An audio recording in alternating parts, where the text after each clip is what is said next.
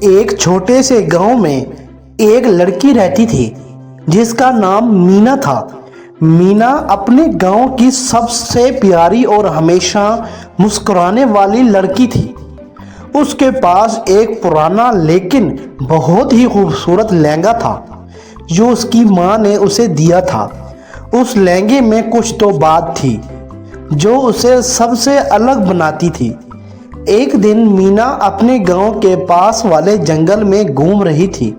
اچانک اسے ایک بھولے بسرے محل کا ایک حصہ ملا۔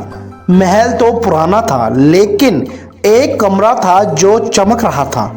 مینا نے دیکھا کہ اس کمرے کی دیواریں اس کے لہنگے سے ملتی جلتی ہیں۔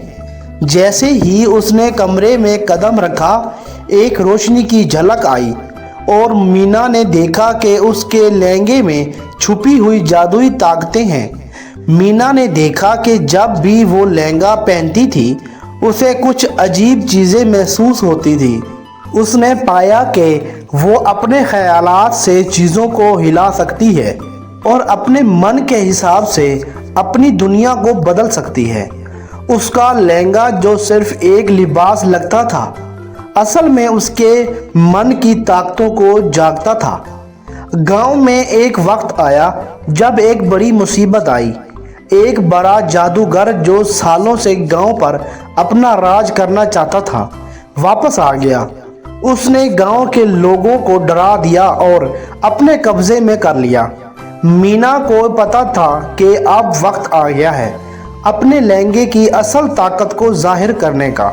مینا نے اپنے لہنگے کو پہنا اور جادوگر کے سامنے جا کر کھڑی ہو گئی۔ اس نے اپنے من کو یکجا کر کے اپنے لہنگے کی طاقت کو جگایا۔ اس کی طاقتوں کے آگے جادوگر ٹک نہیں پایا اور اسے اپنی ہار ماننی پڑی۔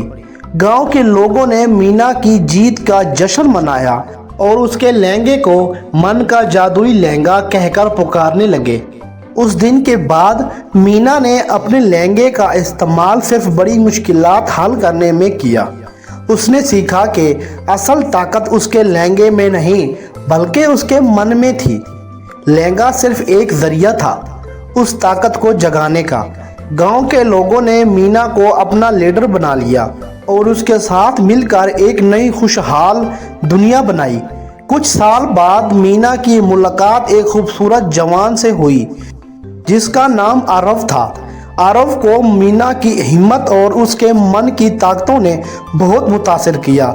دونوں نے ساتھ مل کر اپنے گاؤں کو ایک نئی بلندیوں پر پہنچایا۔ مینا کا جادوئی لہنگا اب صرف ایک یادگار تھا لیکن اس نے سب کو یہ سکھا دیا کہ اصل طاقت ہمارے من میں ہی ہوتی ہے۔ اور اس طرح مینا اور اس کا جادوئی لہنگا ہمیشہ کے لیے کہانی بن گئی جو ہر کسی کو یہ سبق سکھا دیتی ہے کہ اگر من میں یقین ہو تو کوئی بھی مشکل حل کی جا سکتی ہے۔ پیارے بچوں، یہ تھی آج کی کہانی۔ امید کرتا ہوں یہ کہانی سن کر آپ لوگوں کو بہت مزہ آیا ہوگا۔ اگر آپ لوگوں کو یہ کہانی اچھی لگی ہے تو اس کہانی کو لائک کریں، شیئر کریں اور ایسی مزے کی اچھی کہانیاں دیکھنے کے لیے اس چینل کو سبسکرائب کریں۔ ساتھ میں بیل آئیکن کو بھی پریس کر دیں تاکہ ہماری ہر آنے والی نیو کہانی آپ تک سب سے پہلے پہنچ سکے۔